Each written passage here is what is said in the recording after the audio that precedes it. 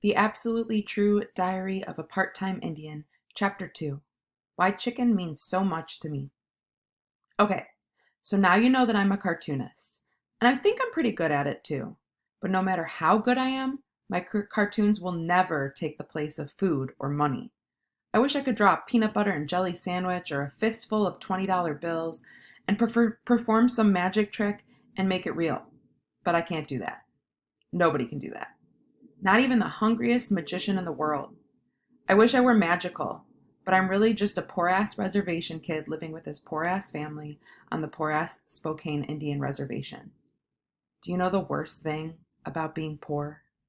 Oh, maybe you've done the math in your head and you figure poverty equals empty refrigerator plus empty stomach. And sure, sometimes my family misses a meal and sleep is the only thing we have for dinner.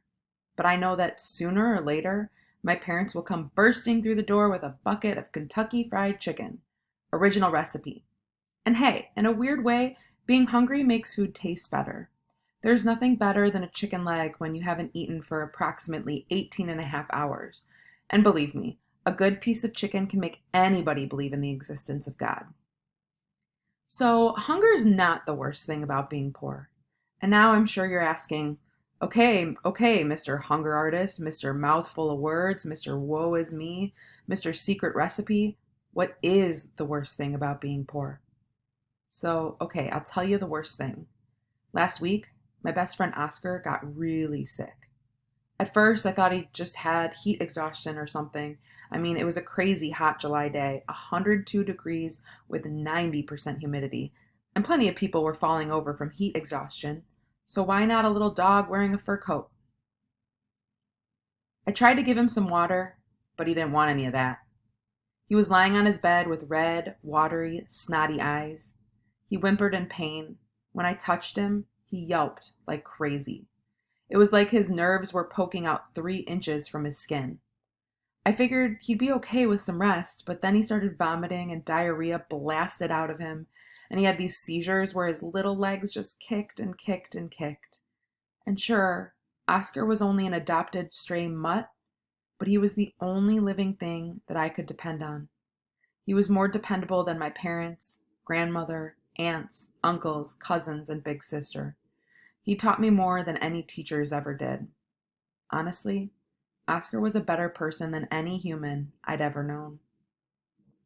Mom, I said, we have to take Oscar to the vet. He'll be all right, she said. But she was lying. Her eyes always got darker in the middle when she lied. She was a Spokane Indian and a bad liar, which didn't make any sense. We Indians really should be better liars, considering how often we've been lied to. He's really sick, Mom, I said. He's going to die if we don't take him to the doctor. She looked hard at me, and her eyes weren't dark anymore, so I knew she was going to tell me the truth. And trust me, there are times when the last thing you want to hear is the truth. Junior, sweetheart, Mom said. I'm sorry, but we don't have any money for Oscar. I'll pay you back, I said, I promise. Honey, it'll cost hundreds of dollars, maybe 1,000. I'll pay back the doctor, I'll get a job. Mom smiled all sad and hugged me hard. Geez, how stupid was I? What kind of job can a reservation Indian boy get? I was too young to deal blackjack at the casino. There were only about 15 green grass lawns on the reservation, and none of their owners outsourced the mowing jobs, and the only paper route was owned by a tribal elder named Wally, and he had to deliver only 50 papers, so his job was more like a hobby. Nothing I could do to save Oscar. Nothing. Nothing. Nothing. So I lay down on the floor beside him and patted his head and whispered his name for hours. Then Dad came home from wherever and had one of those long talks with Mom, and they decided something without me. And then Dad pulled down his rifle and bullets from the closet. Junior, he said, carry Oscar outside. No, I screamed. He's suffering, Dad said. We have to help him. I can't do it, I shouted. I wanted to punch my dad in the face.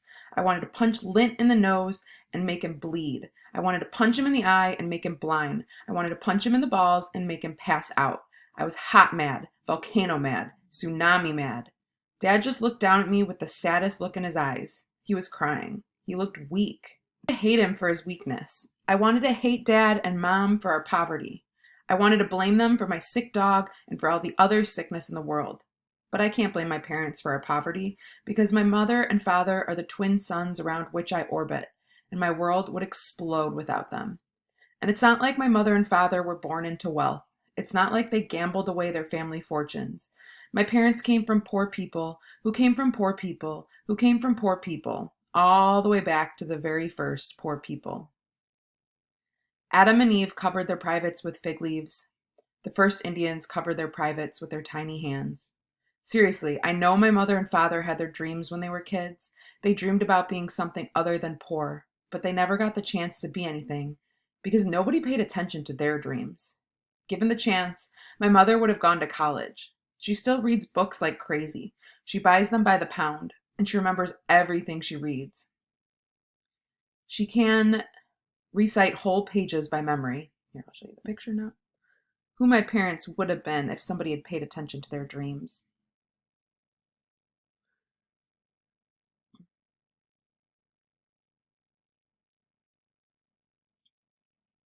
She's a human tape recorder. Really, my mom can read the newspaper in 15 minutes and tell me baseball scores, the location of every war, the latest guy to win the lottery, and the high temperature in Des Moines, Iowa. Given the chance, my father would have been a musician. When he gets drunk, he sings old country songs, and blues too, and he sounds good. Like a pro, like he should be on the radio. He plays the guitar and the piano a little bit, and he has his old saxophone from high school that he keeps all clean and shiny, like he's going to join a band at any moment. But we reservation Indians don't get to realize our dreams. We don't get those chances or choices. We're just poor. That's all we are. It sucks to be poor, and it sucks to feel that you somehow deserve to be poor. You start believing that you're poor because you're stupid and ugly. And then you start believing that you're stupid and ugly because you're Indian. And because you're Indian, you start believing you're destined to be poor. It's an ugly circle, and there's nothing you can do about it. Poverty doesn't give you strength or teach you lessons about perseverance. No, poverty only teaches you how to be poor. So poor and small and weak. I picked up Oscar. He licked my face because he loved and trusted me, and I carried him out to the lawn, and I laid him down beneath our green apple tree. I love you, Oscar, I said. He looked at me, and I swear to you that he understood what was happening, knew what Dad was going to do. But Oscar wasn't scared. He was relieved. Me. I ran away from there as fast as I could. I wanted to run faster than the speed of sound, but nobody, no matter how much pain they're in, can run faster than that fast. So I heard the boom of my father's rifle when he shot my best friend. A bullet only costs about 2 cents, and anybody can afford that.